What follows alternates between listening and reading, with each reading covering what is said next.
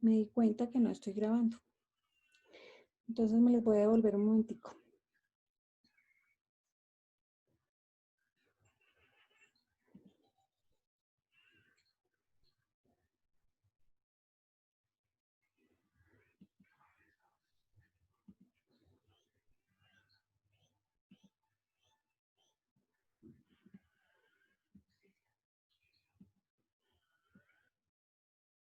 Listo, puedo devolvernos un poco. Se nutren por medio de absorción y son heterótrofos. Se desarrollan desde 28 a 37 grados centígrados. Su pared celular está compuesta por quitina y su reproducción puede ser asexual o sexual. Los hongos obtienen sus nutrientes al absorber compuestos orgánicos del ambiente. Son heterótrofos, su metabolismo y nutrición depende exclusivamente del carbono obtenido de otros organismos. Han evolucionado de una forma tal que muchos de estos pueden utilizar una gran variedad de sustratos orgánicos para crecer, lo que incluye compuestos simples como el nitrato, amoníaco, acetato y etanol. El rol que tienen los hongos en su ambiente está definido por su modo de nutrición. Los hongos obtienen nutrientes de 3 formas diferentes: saprófito, parásito y mutualista. Un saprófito es un organismo que obtiene sus nutrientes de la materia orgánica no viva, usualmente de una materia animal o vegetal muerta y en descomposición, al absorber los compuestos orgánicos solubles. Como parásitos, viven dentro o sobre otros organismos y obtienen sus nutrientes del anfitrión. Los parásitos utilizan enzimas para descomponer el tejido vivo, lo que puede causar enfermedades o hasta la muerte del anfitrión.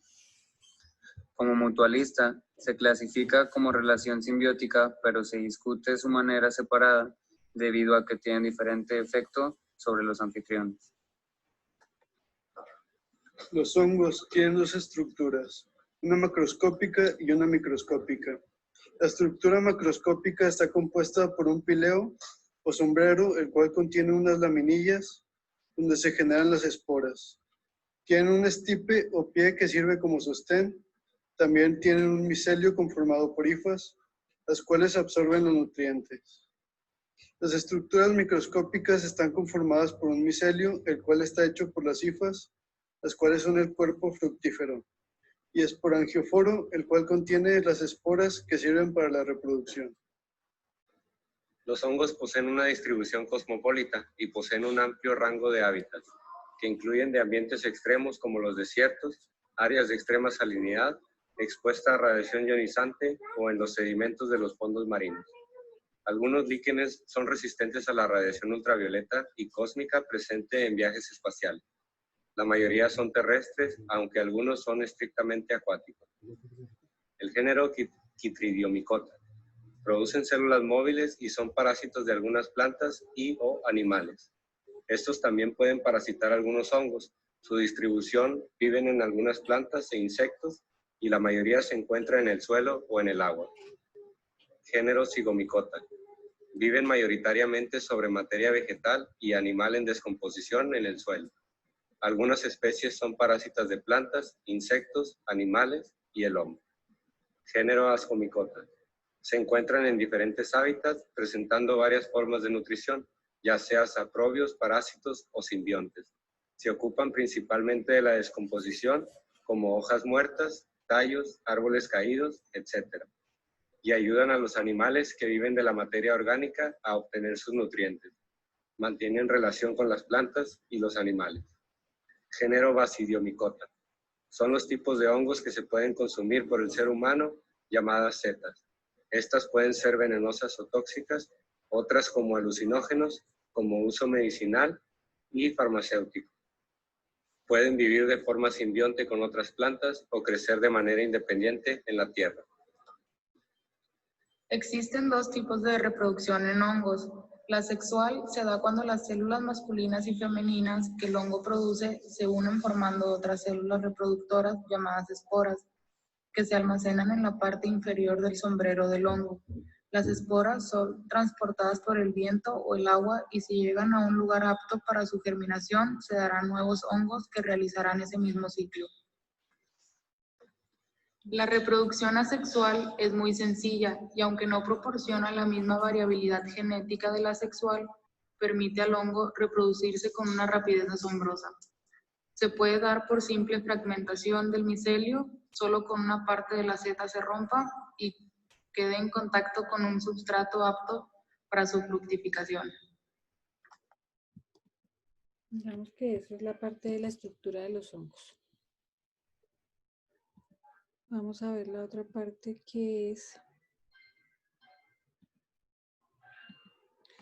Entonces, bueno, nos vamos a volver un Hola poquito. chicos, pregunta, estamos hablando del reino fungi. Una pregunta, ¿qué otro nombre tiene el reino? Ya les estoy proyectando, niños, la diapositiva. ¿Sí? Sí, señora. Entonces ya vimos lo que eran los hongos, la estructura de los hongos. Que es importante que les quede claro con relación a los procariotes, que son las bacterias, la composición de la pared, la estructura básica del hongo, que es la espora, la hinfa, el micelio, después la parte reproductiva y la parte germinal, ¿sí? También que vimos acá que tiene semejanzas con la planta, pero digamos que finalmente es diferente en muchos aspectos, ¿sí? Tienen la composición de la pared, que es de quitina en los hongos y celulosa en las plantas. Vimos también las características, digamos, como estructurales de las levaduras, las características de la pared, que la vimos en el video. Y la morfología y la estructura de los hongos dependiendo del hongo, ¿sí?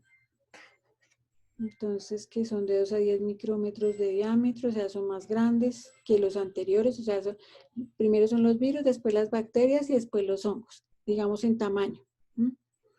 Que las hifas crecen, que los apéndices se forman las esporas, que las esporas pueden reproducirse de manera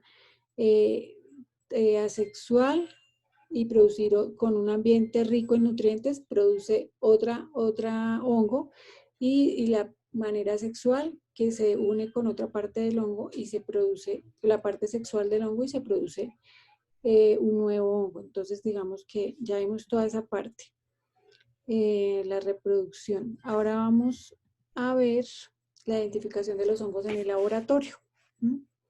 Entonces, como lo vimos con las bacterias, como vimos con los virus, todo esto se puede identificar en el laboratorio. Entonces, ¿qué se hace en el laboratorio para identificación de hongos? Generalmente la tinción de azul de lactofenol, que es una tinción simple de un solo colorante y está basada en la afinidad del colorante por componentes que tiene la célula del hongo. Entonces tiene afinidad con los componentes para poder visualizar el hongo. El azul del lactofenol tiene 3 características importantes que lo hacen, digamos, que sea un colorante que pueda ver la estructura de los hongos. También el fenol destruye la flora acompañante, o sea, si el hongo, ustedes saben que para que se pueda ver una estructura tiene que estar aislada de todos los otros microorganismos, ya sea bacterias, ya sea contaminación por artefactos, todo lo que sea. Entonces el fenol destruye la flora acompañante y deja solitas las colonias de los hongos. Solo se pueden ver, digamos que no permite el crecimiento, la visión de las bacterias.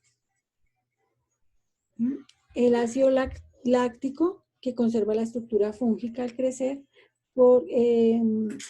digamos por decirlo así, la película que los protege, provoca un cambio de gradiente osmótico entre el interior de la célula y el exterior de la estructura.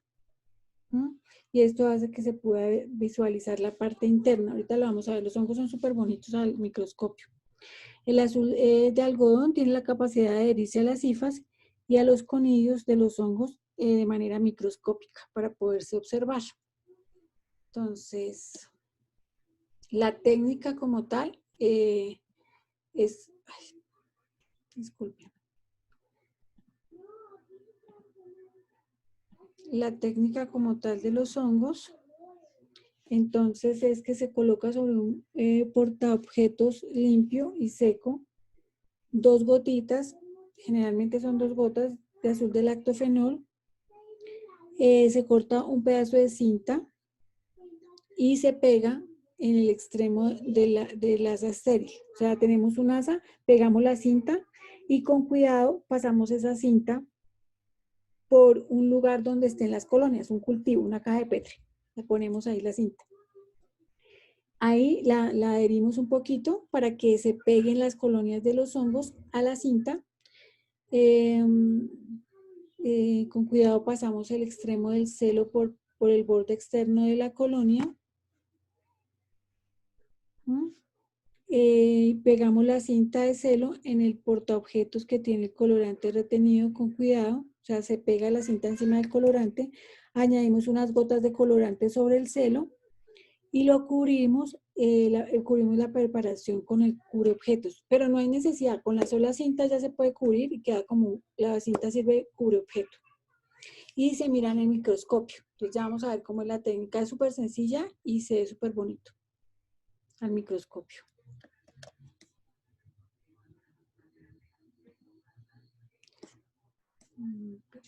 Les muestro.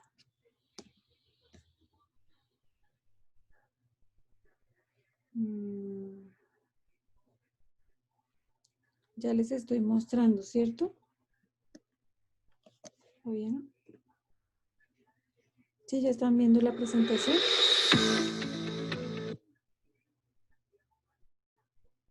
Tenemos esto un poquito.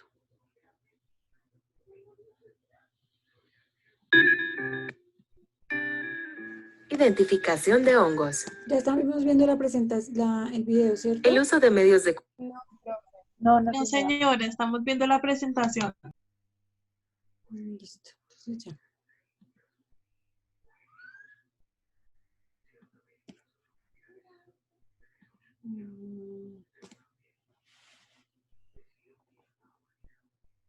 Listo. Cultivo y condiciones. Entonces, vamos a ver que la primera parte... Identificación de hongos. del microorganismo. El uso de medios de cultivo y condiciones idóneas de incubación permiten aislar exitosamente hongos patógenos provenientes de muestras clínicas. Una vez que la observación de la placa de cultivo revela el crecimiento probable de un hongo, es preciso proceder a la identificación del mismo, para lo cual... ¿En dónde más utilizamos este tipo de cultivos con caja de Petri? ¿Recuerdan? ¿Sí se acuerdan? ¿Qué más cultivamos así en caja de Petri para identificación? ¿Se acuerdan? Las bacterias. Muy bien, las bacterias. Sí. Entonces, de igual manera, pero con unas, estos digamos que son otro tipo de cultivos, otro nombre y tiene otra composición, ahí se cultivan los hongos de la misma manera. Deben evaluarse varias características de la colonia para determinar a qué grupo principal puede pertenecer el aislamiento. Los periodos de incubación para los cultivos micológicos son mucho mayores que en bacterias, ya que la formación de colonias visibles puede tardar hasta 3 y 4 semanas. Los cultivos deben incubarse a temperatura ambiente, o preferiblemente a 30 grados centígrados, de 21 a 30 días, antes de reportarse como negativos. A continuación, se presentan las consideraciones a tener en cuenta a la hora de identificar hongos. Paso 1. Examen macroscópico de los cultivos. Una vez transcurrido el tiempo de incubación de los especímenes inoculados en la práctica anterior, se debe realizar una evaluación macroscópica de los cultivos realizados a partir de la muestra de interés en medio de cultivo Sabouraud y Micocel y a partir del monitoreo ambiental en Sabouraud. En primera instancia, se deben observar los medios de cultivo por su parte posterior o reverso. De esta manera, se deben reportar características importantes, la presencia o ausencia de crecimiento, el tamaño de las colonias, color y apariencia. Una vez realizado este examen, se procederá a evaluar las mismas características en la parte anterior o anverso. Se debe evaluar además si el crecimiento del hongo ocurrió en las zonas de inoculación y si su aspecto es algodonoso, térreo o aterciopelado como el de los hongos filamentosos o cremoso como el de las levaduras. Paso 2. Coloración de estructuras de hongos. Encender el mechero. Tener precaución con la manipulación para evitar quemaduras. En una lámina portaobjetos debidamente identificada, colocar de 1 a 2 gotas de solución de azul de lactofenol. Luego tomar una pinza estéril y flamearla. Dejar enfriar. Tomar una cinta adhesiva de aproximadamente 2 por 3 centímetros y depositarla sobre una de las colonias presentes en el medio saburó inoculado con la muestra, con el fin de captar estructuras del hongo de interés. Retirar suavemente la cinta y a manera de cubreobjetos, depositarla sobre una gota de azul de lactofenol.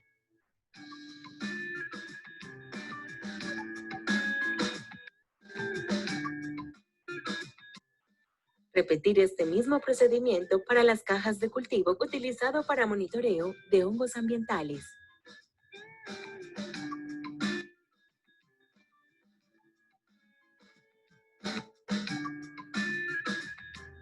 Paso 3. Visualización de estructuras de hongos. Tomar las láminas donde previamente se realizó la tinción de azul de lactofenol y llevarlas al microscopio para su visualización.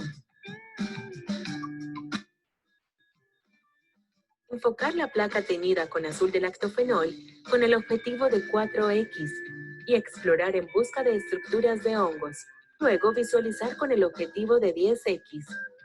Reportar lo que se visualiza en la libreta de apuntes. Una vez haya finalizado la observación, retirar la placa y descartarla en el guardián de bioseguridad. Reportar la presencia. Entonces acá están ya las estructuras como se ven al microscopio, ¿no? Entonces acá hay macroconidias. Acá es como una clase, un tipo de hongo. Entonces si ven que se colorea de azul y se ven las estructuras bien determinadas. O ausencia de macro y microconidias de dermatofitos en las coloraciones realizadas a las colonias cultivadas a partir de muestras de pelos o escamas. De igual manera, se debe reportar la presencia de otro tipo de estructuras. Este es el hongus aspergillus, ¿sí? También tiene microconidias y las esporas. Súper bonito. Tiene tienen los micelios, ahí se ven los micelios que son de azul clarito. Como es el caso de levaduras. Finalmente, se debe reportar la presencia o ausencia de estructuras de hongos en el cultivo llevado a cabo mediante monitoreo del aire. Esa es, digamos, la visualización de los hongos. Eso es muy rápida, por decirlo así. Entonces, ya vimos la técnica, digamos que eso era lo de hongos, era prácticamente esto. Bueno, yo creo que lo de hoy ya terminamos esa parte de hongos. Les quería preguntar, bueno, ¿cómo les ha ido con el taller?